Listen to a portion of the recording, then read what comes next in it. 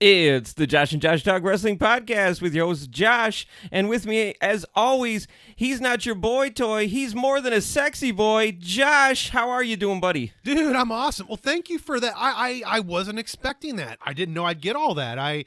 Frankly, I'm not used to being respected. Man, you made me feel like I was in a first class or something. It was awesome. Have I told you about the time I was in first class? No, I don't think so. What do you mean? This is a one-off thing. I was only in first class. I was on a corporate trip, and we end up getting on the plane. My coworker and I, and we're looking at our tickets, and we're like, this must be one of those mini express planes because it says like seat 1 and 2, and we're like, there's no way we got first class. There's just no way we got first class. But lo and behold, we get on. We're in first freaking class. It was awesome. There was leg space. People were calling me sir.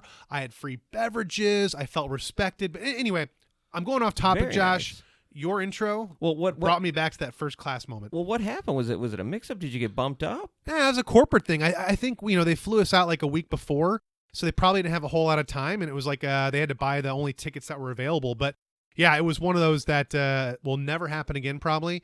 But I'm so excited that I had that opportunity. Live it up. Enjoy it. Yeah, that's right, man. It was awesome. It was awesome. Very It was a good cool. time. So, Very so you cool. you just gave me a first class introduction. I feel like I owe you something. Nothing but the best here at JJTW. All right, man. Cool. So what are we doing today? Today, we are going to talk about what if Owen Hart had not tragically perished at Over the Edge 1999. How would things have turned out differently? And then after that, we're, of course, going to have a little bit of Fastlane 2019 prediction talk. No, that's I'm thinking about that pay-per-view Over the Edge 1999 when that happened with Owen Hart, and I've mentioned this before on our podcast. Growing up, I was kind of inept. I was very shy as a kid, and wrestling was really my one escape. It was an escapism for me. And down in our basement, we had a TV. I couldn't get the pay-per-views, but as I mentioned before, I stuck a fork in the back of the TV, and I learned that when I did that and went to Channel 99, I couldn't see the pay-per-views, but I could hear them. and I remember hearing that pay-per-view as a child and just hearing Jim Ross say, "Ladies and gentlemen, we're not going to glamorize this." And then just hearing the wrestlers in the back. I remember specifically Road Dogg, who was in the back. He was cutting a promo for his match, and Owen, we're all thinking about you right now. At that point, of course, nothing had been announced, but of course, during that pay-per-view, it was announced, and they had a great, as far as Raw, tribute show to at least in my opinion, I would have to say most fans would agree that it was a great tribute show to Owen Hart the very next night, but it was absolutely tragic. The question, and this was actually emailed into us, right? We had an email. Right through the hot box. That's right. Through the hot box, Josh and Josh Talk Wrestling gmail.com. And really it was just, if Owen Hart had not passed away, and I know I'm paraphrasing Josh, but if Owen Hart had not passed away, how would his WWE career have went? Or how would his wrestling career period went? Right. So yeah, Josh, what are your thoughts? The thing is, Josh, when you actually look back to 1999, that era, it kind of paints a picture of a guy who's not real happy with his current situation. Yeah. He was saddled with a gimmick he didn't like as the Blue Blazer.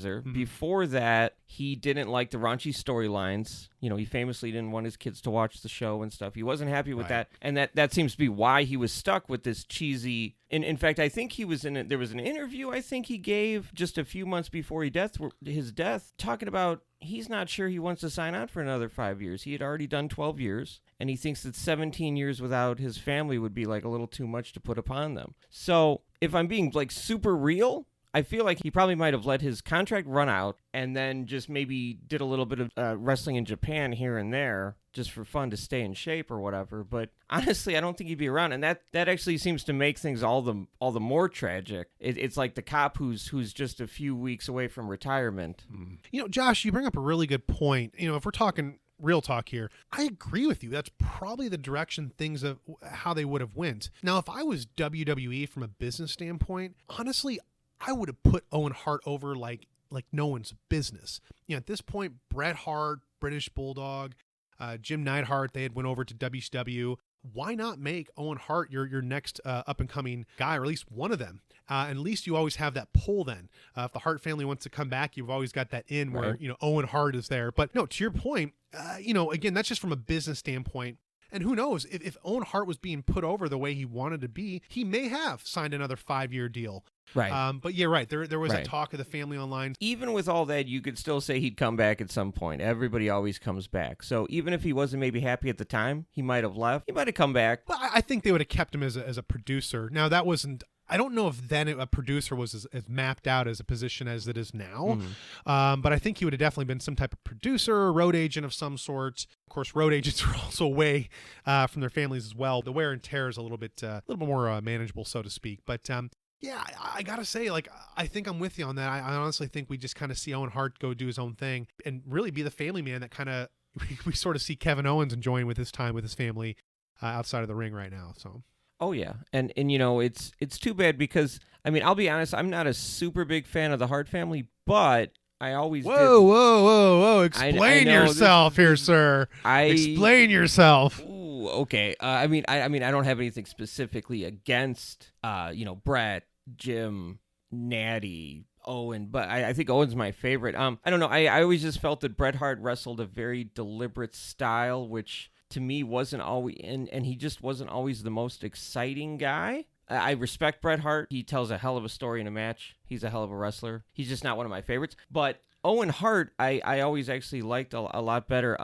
I really enjoyed their feud, his feud with his brother. Yes. He got him, I think it was an ankle lock. He's like, I'm going to break his ankle. And at the time, putting yourself into that era, trying to imagine it going on at that time with what we knew about the Hart brothers so close. So, the dynasty of the family and that togetherness, to see that happen must have been really amazing. So it's too bad that we lost what I considered to be the best Hart, my favorite. Let's say my favorite Hart. Oh, okay. All right. Yeah, no, I will slightly disagree. Well, I will disagree, period, with you. I'm a huge fan of the Harts. Specifically talking about Bret Hart, it was a very deliberate style. And of course, he was still part of the new era, if you will, so to speak, like the Attitude Era in 2000. He did a little of that. But his heyday and a bulk of his career was when the workers then they worked at a slower pace. And I think that's what I saw with Bret Hart. But the way he would stomp, that stomp hit, the way he would tell a story, which albeit was very deliberate, I like how he sold it. And to me, it was those slow moments was all about a build-up, where nowadays we expect this Spot Fest 205 style, and even we expect that with the the heavyweights. Yeah, it's just our attention span is much lower, and it's just there's more wrestlers that are doing more acrobatic things, and to me, I think the masses sort of see like a Ricochet, and they're like, whoa, no one can do that. But they see someone like a John Cena, and they're like, yeah, I think I could maybe do that. But they look at Ricochet, they're like, not in this lifetime would that ever happen. I'm not taking anything away from John Cena. I'm just I think that's how the masses sort of see someone like a Ricochet. But that's just nowadays. I think that maybe if you look at Ricochet, say if he was maybe doing this 30 years ago, people would have said he was too pretty. It was too fantastical. Even though there was always a lucha style of wrestling, that was not over necessarily in America at that time. It was more of a slower pace. It was more of a human-like type of wrestler. Yeah. Of course, the 80s and the 90s, we saw wrestling get more supernatural, of course, in the 90s. But again, it was more of a traditional type of realistic, humanistic type of wrestling. And I think that's where Bret Hart came from, to get to my point. But you do bring up a good point. Owen Hart, I don't know if I can say he's my favorite. I think I'm going to say Bret Hart's still my favorite, but Owen Hart definitely will be remembered, and definitely one of my favorites that come to mind when it comes to wrestling, especially growing up watching it. Oh, definitely. No disrespect to Bret Hart. Yeah. He was a real flag bearer of the old guard, and you got to respect that. Yeah, no, for sure. But Josh, speaking of the old guard, I've got something to clear up. I have an apology to make to the Bushwhackers. In the last episode, I wrongfully claimed that the Bushwhackers did not deserve to be in the WWE Hall of Fame. We got quite a few messages, we'll say, in the hot box. Did. I was excited when I saw a couple come through, and I was like, cool, we got fan mail. And I was like, oh, shoot, yeah. The joy turned to sorrow. They did a hell of a lot of stuff in Europe. Everything from Smoky Mountain Wrestling to NWA New Zealand and beyond in Europe, in America, and they chose to basically end their career in WWE. And like the foolish, ignorant American that I was, I was unaware of that. I apologize, Bushwhackers. You deserve to be in the WWE Hall of Fame.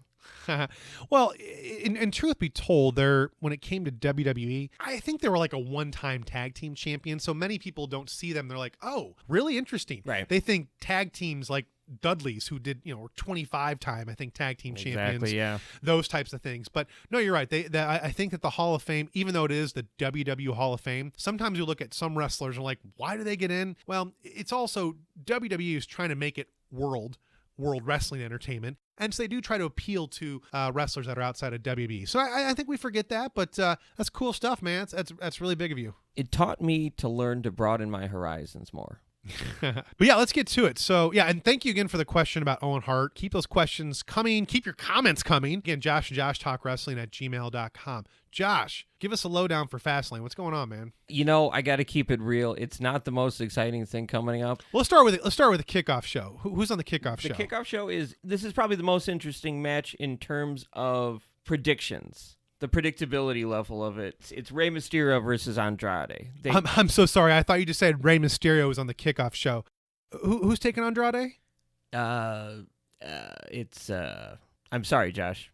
It's Rey Mysterio. All right.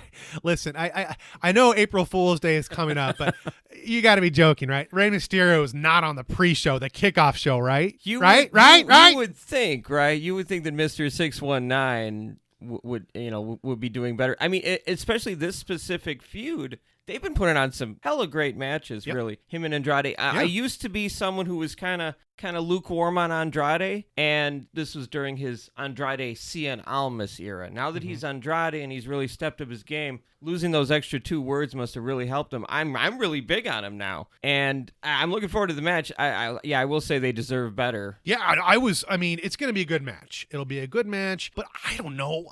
To me personally, I hate to say this, but I would actually consider throwing like the Usos or McMiz on the pre-show. Of course, I know it is I know it is a as far as a tag title match, but I mean, I don't know. I'm just thinking Rey Mysterio, future Hall of Famer, right? Former world champion. But again, Rey Mysterio, that's what he does. He puts people over. He puts the business over because the business has put him over. He does the right thing as a veteran. So I get why they put it on there, but I don't know. I just feel like you could have this might have been an opportunity to get some traffic on the kickoff show. And if you had like Usos McMiz on the kickoff show and as prevalent as Miz is on social media, that could draw a lot of attention to your social media outlets, to your kickoff show, to network, so on and so forth. Because again, I mean, kickoff shows are great. I love it. I consider it free wrestling in a way. Sure. But if you really want to get people to tune in, throw on a title. And you've got there's 4 or 5 title matches, right? You got a Raw tag title. You got a women's tag team championship, which is awesome. You got a SmackDown women's championship. You've got a WWE championship. Yeah, so you've got tons of titles. It's like Night of Champions, basically. Seriously. That would be called Night of Champions, not Fastlane. But anyway, it's going to be a good match. Tune in for the kickoff show. Even though, I mean, really, Fastlane is the WrestleMania kickoff show. The whole pay-per-view. WrestleMania starts now. Yeah. Right? Yeah, seriously. Josh, did you hear how long WrestleMania is supposed to be this year? I think they said 17 hours.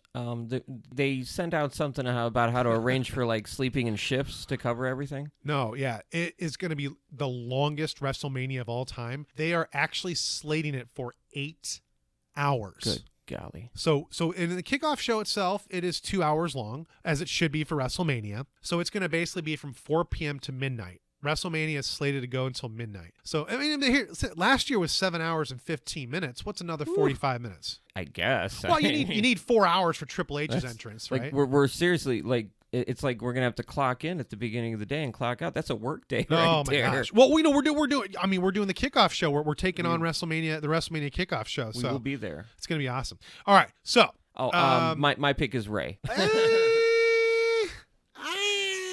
I feel like Rey hasn't won too many of these matchups, and I feel it's time for Rey to go over on this one. Well, I think at this point they've got to do something with Andrade. And this is the perfect opportunity to catapult him. Now, listen, I know his English isn't that great, which is actually kind of held him back quite a bit, more than we'd like to admit. But, he's got Selena Vega. He's got a business manager. Yeah. Right. So, I don't know. I think this is an opportunity to put him over. And I'm going to say, why not? Like, have Andrade go over, and you can have the rematch at WrestleMania, have the fans give a go-home victory with Rey Mysterio winning, and go from there. But I'm going to go with Andrade on this one. I'm with you on putting Andrade over. I'm just thinking I'm just thinking they might just put him over on WrestleMania instead. But yeah, I'm with you about putting him over either way. Right. We're just disagreeing about the timing, I guess. Hey, and that's if they do put him over WrestleMania, that would be much more of an impact. I would rather see that. Yeah, we'll see. All right, so what else we got? We got the Raw Tag Team Championship, right? That is correct, and it's a triple threat tag team, I guess you could call it. So yeah, we got Revival, Gable and Rude, then we got Ricochet and Aleister Black. I am really loving their team up, Ricochet and Black. It's one of those things where you expected these call-ups to kind of happen after WrestleMania. Yeah. Of course, Raw was sucking. They pulled the emergency cord, and NXT, we need this mass genesis of NXT awesomeness to invade Raw and SmackDown. It's interesting because you kind of want to go for Ricochet and Aleister Black a little bit just to kind of keep the momentum going. The issue is they keep saying that we have all these sort of free agents. We don't know where they're going to go. At this point, I would assume that we're not going to find out where Ricochet, Aleister Black, or Heavy Machinery actually go until and the like Lacey Evans until after the Superstar Shuffle, which I would assume is a week or two after WrestleMania if it holds true to last year. So at this point, they're just going to have them keep bouncing back and forth. So kind of not knowing where they're going to be ending up, that's kind of questionable. But I would like to see Revival retain, to be honest. That's what I'm predicting as well. I mean, they're not going to really shake up a whole heck of a lot, I don't think. Well, and I hope in actually some ways they do. What I really want to see from this, well, here's the thing. It's kind of almost like a win-win, hopefully win situation. If Revival wins, great. Ricochet and Aleister Black win, great. Not likely, but it'd be great. What I want to see out of this is I want to see Gable and Rude implode. I kind of want to see Rude become complete heel. He's a much better heel and face. That's for sure. Have him do his own thing. And honestly, I think that Gable and EC3, I think they'd make a good tag team. Speaking of cool. Free agents, so I kind of always like sort of the look of that. EC3 being the more stoic of, and then Gable kind of being the sort of whiny little boisterous guy doing the sheesh thing all the time. I see some chemistry there, and I don't know that EC3 is necessarily ready for a singles push. He seems a bit shallow right now. I think he should have hung out in NXT for a little bit longer before getting pushed up. It's also I think it's his vignette that weirds me out too. So this guy he wears a suit and then has his wrestling clothes underneath it. That just seems weird to me. It is weird. It just seems weird. It's weird. It also didn't help to some of his first appearances, he was just some mute guy standing there. So you see these vignettes, and then you just see some guy. Just, here he is. Okay. Right. That's where I think it might be better to have a sidekick if you want to keep him, very stoic and all that. But that's what I hope to have happen. But you need that scrappy dude jumping around. That's right. That'd be good. Right. Speaking of tag teams, we just mentioned it, the Usos and McMiz. I'm assuming, Josh, Usos go over. This will open it up for Shane McMahon versus Miz at WrestleMania. I'm thinking that's probably what's going to happen. I really like their bromance. So as much as I don't want to see them splitting, what I really think is going to happen is they're going to come up short. Miz is going to have some kind of freak out because Papa's there. His dad, maybe does some dramatic, you're a pathetic thing, get out of my life kind of situation. The Miz freaks out. Shane tries to console him. Miz attacks him. Then they implode, and it leads to WrestleMania. So, yeah, I definitely see the Usos retaining and McMiz imploding. As sad as I am to see them go, I think that's what's going to happen. It's when it comes to Shane McMahon, he's paid his dues. I don't care what you say about it. Shane McMahon has paid his dues in and out of the ring. It's just getting to the point where I just don't care about Shane McMahon being on WrestleMania. I will say this, though. At least he's not putting himself over. He's put over Undertaker. He's put over AJ Styles. And I would assume he's going to put over The Miz, right? So at least we're seeing that. And, I would assume that some people like seeing Shane McMahon do his coast to coast over and over. They were really excited about the Hell in a Cell because they figured he's going to jump off the Cowboy Stadium, knowing Shane McMahon. But sure. Me personally, I don't know. I think it's getting to the point that he needs to maybe step aside and let someone else have that spot. But again, I go back on that because it's also giving someone like The Miz a spot. And when Miz goes over, it makes his character even more fulfilling. Now, if we see Shane McMahon go over the Miz, which we very well could, because at some point you got to have Shane McMahon win. Like we'll see Triple H Batista at WrestleMania. You know Triple H is going to go over, but this always. is well, not always. That's why he has to go over. He's put over people the past like 5 WrestleManias. That's true. He has to stay a relevant threat. Well, I guess, WrestleMania 31 against Sting, that was the last time he went over. But of course, I guess if you want to make the real argument, WrestleMania 32, he went in as a world champion and was in the main event. But hey, we're splitting hairs here. Again, Triple H is someone that puts people over. At this point, though, I think Batista, it sounds like he wants to go more of the acting route, which is cool. He wants to focus his time on that, which acting is tough stuff. So I totally get where Dave Batista's coming from. Hey, I want to step away from wrestling completely. I want to focus on acting. This is perfect. WrestleMania 35, he'll be able to go out on top. He'll put Triple H over. Triple H gets over once every 4 years to make him relevant. Bada boom, we're good to go. Anyway, Usos are going to win. Yes. Usos will win, setting it up for Shane McMahon, Miz at WrestleMania. I've heard rumors that they want to turn Shane McMahon heel. So to kind of blend in with the rest of McMahon's. Maybe. I mean, yeah, maybe. So we'll see. But yeah, that's probably going to collapse with Usos, retaining. Yeah. That is an interesting thing with how they book the McMahons. It's kind of like Vince and Triple H are sort of back and like Vince is a heel obviously right now, but Vince and Triple H kind of go back and forth where Shane McMahon has generally been a face and Stephanie's always been a heel. Yeah, I think back to maybe the last time Stephanie was a face was when the corporate ministry had kidnapped her. Yeah, seriously. I really think about it. But speaking of tag team matches, Boston Hug Connection versus Nia Jax and Tamina. What do you think, Josh? Sasha and Bayley, I think, will go over. I really feel it would be a real travesty if Nia Jax and Tamina win this thing. I'm fans of neither person. I think Nia is better than Tamina, so I can't see them going any other way. Like that's what I was saying before. It's like it's fairly predictable on a lot of these, I feel, which is unfortunate. Surprised me, WWE. Surprise me. But yeah, I think Boston Hug are going to retain. Well, we'll see. It's really going to come down to the direction they want to go. Are they going to split up Boston Hug? Are they going to actually have that WrestleMania match? I would think no, because again, getting back to our most recent point, they're going to do it Shane McMahon and Miz. So have it happen twice on a pay-per-view seems kind of like lazy booking. So I feel like they're going to probably keep Boston Hug together, at least for right now. However, they could have them go over, and this wouldn't be the first time they had tag team champion versus tag team champion at WrestleMania. WrestleMania 21, Eddie Guerrero, Rey Mysterio, both tag team champions, took on each other. So we could still have that match, but just they're both as tag team championships. Now, I don't know. To me, the women's tag team championship, after all the buildup, after the deservingness of this title for the women's division, I think you'd want to show it off at WrestleMania. So to kind of just sort of stuff it away into a singles match, I don't know about that. But again, if you have women's tag team champion versus women's tag team champion and you market it as such, you can put the titles over along with the workers at WrestleMania. Ooh, that's a good idea. We'll see. It's kind of what, the creative direction they decide to go here. But I'm Nia Jax, I like a lot. I think she's a bit of a sloppy worker. But I wouldn't necessarily say that about Tamina, but I get your point. I don't know that they should actually be the tag team champions. Definitely not. But on the flip side of that, you were talking about creative for this situation. Recent history shows us they don't know what the hell they're doing with Sasha's and Bayley's creative half the time. So I'm a little worried that they might pull something. You never know. Well, they drag it out, and then you have Corey Graves, who's egging it on from the sidelines. Like, oh, well, it's going to happen. It's going to happen. Oh, well, Sasha Banks, she's just hiding it. She's going to save it for another Raw or SmackDown. So, no, yeah, I mean, you're right. I think they go back and forth because they realize what they've got right here is working. It's money. But the other thing, too, it's like Sasha Banks is a really good heel.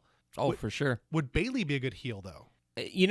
I'd be interested to see them try it. They seem to have tried to give Bayley a little bit of an edge, but they always seem to pull back at the end. I recall Bayley, grasping a kendo stick, but being too sweet to use it. I recall Bayley stomping on... Well, actually, if we can, Josh, going right back to that point right there, that's actually a turning point where a lot of fans didn't like Bayley after. Now, they don't blame the worker Bayley necessarily, but they blame WWE because that's dumb. It's a hardcore match. You signed up for it. That's what you're gonna do. If you didn't want that propensity or possibility of having a kendo stick or going through a table, the character wouldn't have signed up in the first place. So it was bad writing that didn't put the character over. What I think they were trying to go for was that Bayley was tempted to stoop to Alexa Bliss's level and She's compromise. Pure. Yeah, compromise. But it just came across as Bayley being weak. Right.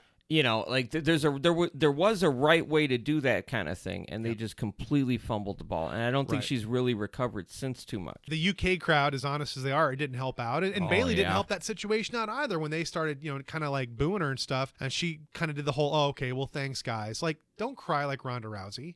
All right. Gosh, yeah. Just, you know what? You'd be like John Cena, you smile, or like Roman Reigns, you smile and you say, you know what? That's what I'm talking about. You spend your hard-earned money here. You can do whatever you want type attitude. But I'm sorry, I cut you off, Josh. I always give Cena credit for that. Yeah. But yeah, no, I mean, you basically nailed it. It's just, who the hell knows what they're going to do? Like, yeah.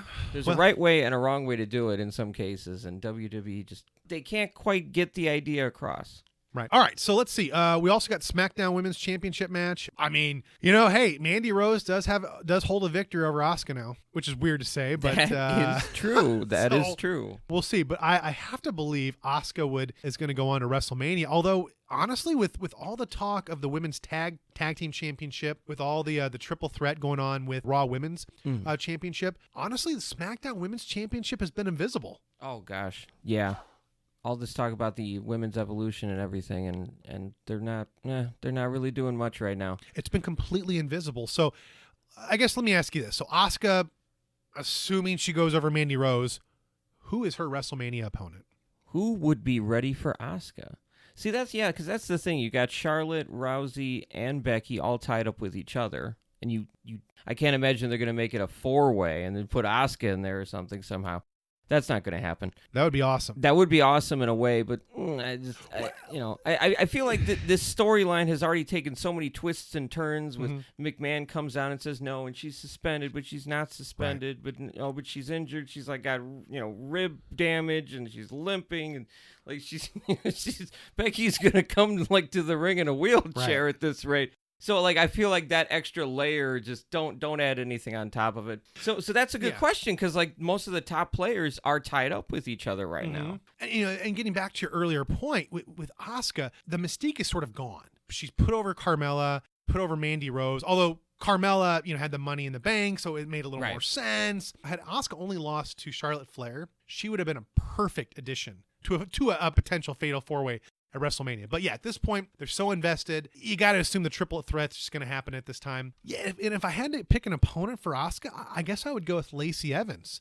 I know that creative has really been on her side. I know that the higher ups have been wanting to put Lacey Evans over. She's definitely proven herself in and out of the ring, and I think that her character has a lot to offer and is a breath of fresh air. So I could see Asuka and Lacey Evans at WrestleMania. It's definitely something different. So it's interesting. I'm interested to see what her in-ring style is and what she's all about. Yeah. Well, and that's the direction I see them going with. But honestly, man, I'm a huge mark for Naomi. I feel that her promos could be better, but if we're talking just in-ring work, she's terrific. Man, I really think Naomi needs this. But honestly, my pick would be Lacey Evans, I guess, in the direction they're going to go. But yeah, I think Asuka's going to probably go over Mandy Rose. Although we're having this conversation, who's going to take on Asuka at WrestleMania? I know there's not a rematch clause, but if you lose at Fastlane, my assumption is somehow you're going to find yourself in the WrestleMania main event. Good hunch there. Yeah, I'd agree. Asuka goes over. All right. Fastlane, what else we got here? Speaking of WWE. The Shield versus Baron Corbin, Drew McIntyre, and Bobby Lashley. You assume the Shield would go over, but again, it kind of comes down to who will Roman Reigns' opponent be at WrestleMania? Would it be Roman Reigns versus Dean Ambrose? And Dean Ambrose turns heel. Yeah, that's what I'm kind of wondering. If they want to swerve us real good, they could have Dean betray them yet again. But I think at this point, it just feel a little stale. I don't know. Well, because we assume, I'm guessing we'll see Demon King versus Bobby Lashley at WrestleMania for the Intercontinental Championship.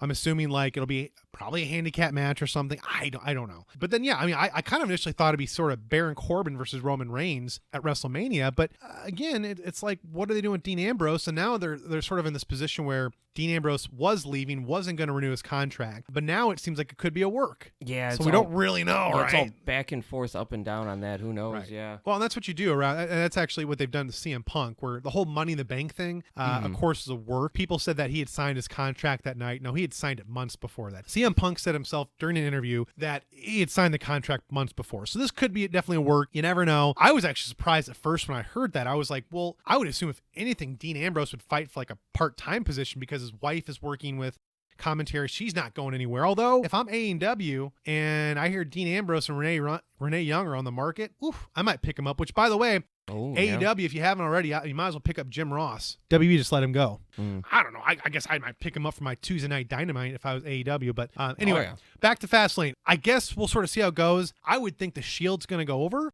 And I would think that we'd see our Roman Reigns, Baron Corbin at WrestleMania. We'd see Bobby Lashley and Finn Balor at WrestleMania. Of course, that leaves Drew McIntyre and Dean Ambrose. They'll figure something out for those guys, I guess. But we'll see. I mean, if they really want to swerve us, having Dean Ambrose do a heel thing, and it wouldn't be too bad of a deal if they want to have him go heel, put Roman Reigns over at WrestleMania. And it's a nice way to kind of tuck away the Shield for quite a while. So we'll see on that. But Becky Lynch, Charlotte Flair, this is interesting. It's sort of like, this is great. Thank you for the ice cream, but I want my cake. It's going to be a good match. They'll put on a good show. Becky Lynch isn't really injured. It's all a work. So she's not really injured. They're going to put on a good match. I know that. But I kind of, at this point, are like, let's just get to the triple threat. Yeah. You know what's going to happen. It's not like they can have one go over. They're not going to keep one in and leave, have the other one go. So we know they're both going to be part of the triple threat. I just hope what we see here is, I guess it makes more sense for Becky just to win cleanly, go over, part of the match, Charlotte's still in, we're all good to go, everyone goes home happy. Yeah. They'd be nuts to just say, nope. You didn't win, Becky. You're out. The thing is, if Becky loses, she's out, but then you're still going to have Ronda Rousey, which I don't know what they're doing with Ronda Rousey. They really goofed up. They should have just kept her just sort of being solid as far as that fighting women's champion. But they've sort of, I don't know if it's gotten weird now. Well, I think a lot of it might be her doing. Just reading some of her interviews, the way that she's talking about wrestling being fake, it's like, well, we don't really call it fake. We call it predetermined, but we always say the action's real. She takes some liberties that I don't think that she's A, earned, or B, period, if she had earned, shouldn't say anyway. Oh, yeah. Well, the word on the streets is WWE was very unhappy about those tweets. Well, yeah, I've heard that as well, too. And I guess the other thing, too, that really ticked me off was when Ronda Rousey said, hey, I like my job, but I don't need it. You don't want to hear that from your champion. Yeah. You don't want to hear that from your champion. And it's a bummer because it's Ronda Rousey's one of those that have actually made that transition to another sport. Call it sports entertainment. Wrestling is still a sport at the end of the day. Sure. But she was legitimate. She looks great in the ring. She moves well. She's shown up and defended that title on Raws. She does open challenges and whatnot. So I really gave her, a lot of credit for that. Reminded me a lot of Ken Shamrock, who made a very legitimate turn to wrestling. Yeah. He showed up like was a multi-time champion, was there like every Monday Night Raw, part of the corporate ministry, the union, name a few stables. And then you look at like Brock Lesnar, who I get why he's part-time. He was screwed out of he was screwed out of a lot of dollars when he's younger. As he admits, he was some dumb farm kid growing up, and Vince McMahon kind of tricked him into a lower contract. I'm sure Brock found out what other people were making and was like, oh my gosh, what? Why am I not making that? And now he's getting paid. He's getting what he should have gotten initially. So I get where Brock Lesnar's coming from. It just bothers me that he makes $8 million a year, defends a title 4 times. I want to see the championship defended. And here's the thing, I don't think Seth Rollins is going to go over WrestleMania. No. Because the thing is, you don't want, at this point, you've put Brock Lesnar over so much. The only person you want going over Brock Lesnar is Roman Reigns, if you're Vince McMahon, or if you're WWE. Especially after all this, not just, with how you've pushed over Roman Reigns and, of course, what's happened since October. The only person that probably needs to go over Brock Lesnar would be Roman Reigns. So having Seth Rollins go over, that actually makes him go over Roman Reigns. Sure. So I mean, I gotta tell you, I'm really happy that Roman Reigns is back and everything, and I think anybody really should be. Even if you didn't necessarily care for Roman Reigns, you got to be happy the guy's in remission. But as happy as I am that he's back, I really don't want them to go back to business as usual that they were planning beforehand. Like, you know what I mean? Like, I'm worried that they're gonna just pick up where they left off and say, "Oh, okay, let's slap the belt back on Roman next chance we get. Okay, here we go." Ugh. Here's the thing, Josh. I think they will. I think they will. And I think at this point, it was interesting when I watched this past Monday Night Raw, and when Roman Reigns came out, a small percentage of the crowd, about 25%, was cheering for him. The other 75%, nothing. There was no boos. Silence. There was, it was nothing but silence. So at this point, it's sort of a negative thing to kind of boo Roman Reigns, given the condition, which, here's the thing. Again, I'm with you. I'm so glad to hear the leukemia is in remission. I think we're all excited about that. But I've said it before. Roman Reigns, honestly, I don't know that he can cut a promo. He shouldn't be the guy. He's got a great look. He's a good worker, but he shouldn't be the guy. But he is. Here we are. And at this point, I don't see why they were leukemia or not, they're going to keep putting Roman Reigns over whether you liked it or not. Yeah. They're going to shove him down your throat because you know what? They did the same thing with John Cena, and eventually we liked him. Although, to John Cena's credit, he was never really that bad of a wrestler. People gave him a bad rep for being a bad wrestler. Yeah. Oh, he does 5 or 6 moves. Well, he's produced that way. Go back and look at every single face of the company. They're produced to do that thing. Plus, John Cena is one of the best, if not the best talker in the business. I'm going to say it's arguable, but he is definitely one of the best talkers in the business of all time. No doubt. He was able to push storylines. He was able to get people motivated. People loved him when he was on the mic. People listened. So that's where I think John Cena has that, where Roman Reigns doesn't. But that being said, I think that right now they're in a position where they can put Roman Reigns over. People may not cheer for him. They won't boo him. Yeah, he's boo-proof now. Well, right, and it's because of that, and I don't know.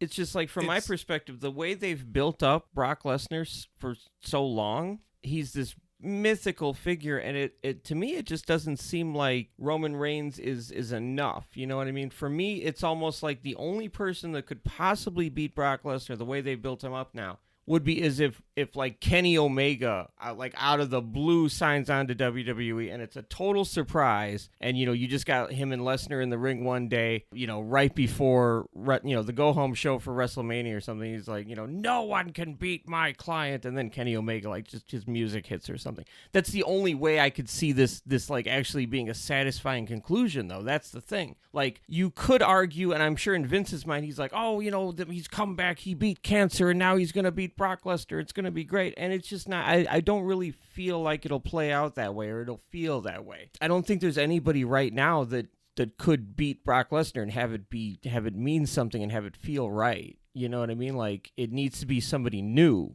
Well, Josh, that's the thing, and I think that's what they're going to do, actually, is kind of build it up for SummerSlam, where I hope they don't use that, but I could definitely see Vince doing something like that. Yeah. Hey, you beat cancer, now you can beat Brock Lesnar.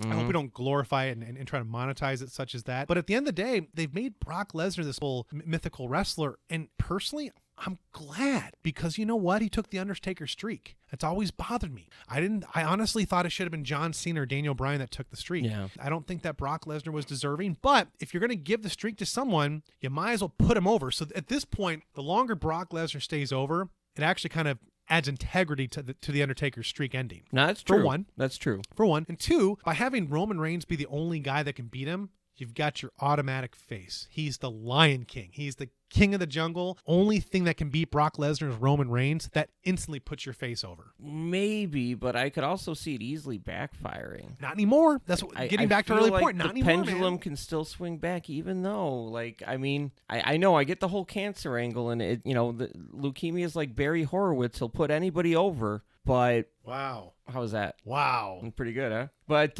I don't know. That's just my want. And of course, whenever we talk about this, we've always got to temper with what we want, what's realistic, and then what WWE will do. And sometimes those aren't even equal measures. We can hope. That's all I'm saying. Anyway, went on a huge tangent. I think we all agree Becky Lynch is going to go over Charlotte Flair. And we'll have our triple threat with Becky Lynch, Charlotte Flair, and Ronda Rousey at WrestleMania 35. Oh, I'm sorry, WrestleMania, because you don't want to say the number. Don't want to make it sound old. That's why you don't want to say the granddaddy of them all. Although, I heard Michael Cole say that when tickets went on sale. He was caned immediately after. Yeah, I swear I thought him say granddaddy of them all. I'm like, oh, wow, cool, they're saying that again, which I think is fine. But yeah. So anyway, we're going to go to the WWE Championship match, which is Daniel Bryan versus Kofi Kingston. In a perfect world. Wait. Well, what are you talking about? I've missed a couple. I missed the past couple SmackDowns. Kofi Kingston is still going to be at Fastlane, right? Well, Vince went off his meds. What? And he wandered out through Gorilla and onto the stage, and someone handed him a microphone, and he made some ridiculous claim that somehow Kevin Owens coming back is more deserving than 11 years of Kofi Kingston busting his ass. See, we said it before. We say it again. We liked Kofi Kingston before he's, getting this push. That's right. Last podcast talked all about it. Yeah. So we were really excited to see, you basically predicted it, Josh. And like, right. Like now, and here we are. So I don't know what they're playing at. What I think is going to happen is somehow it's going to come down to Daniel Bryan versus Kofi Kingston at WrestleMania. As we called it. Well, no, and you're right. I think, Josh, that's what we're sort of losing sight of this. Like, everyone's ticked about Kevin Owens being in this. This is just gasoline on the fire. Right. right? They're deliberately trying to And irritate people. Yeah. Exactly. And this is only putting Kofi Kingston over even more. So they know what they're doing. We're going to see Kofi Kingston, Daniel Bryan at WrestleMania. New Day should go over. I think that would be awesome. As I said before, New Day versus New Daniel Bryan, WrestleMania. So thank you again, guys, for your questions. Josh, did you have anything else you want to throw in there? We're trying to aim for 100 subscribers. So if you know anybody, tell them to subscribe. If you're listening to this, go ahead and subscribe. We've already got 30 beautiful people who are willing to subscribe. Yeah, thank you, guys. Thank you, thank you guys and gals, for subscribing. Thank you, by the way. But it's not enough, damn it. We need 70 more. Well, let's just be honest. We want to get 100 subscribers so we get a unique URL. It's easier to find the show for fans and all that. So, if you got stuff you want to send our way, hey, we'd love to hear it. We're all a wrestling community, but we'll have a good time at Fastlane. Thanks for listening, guys. Thanks, everyone. Take care. Happy International Women's Day. Bye.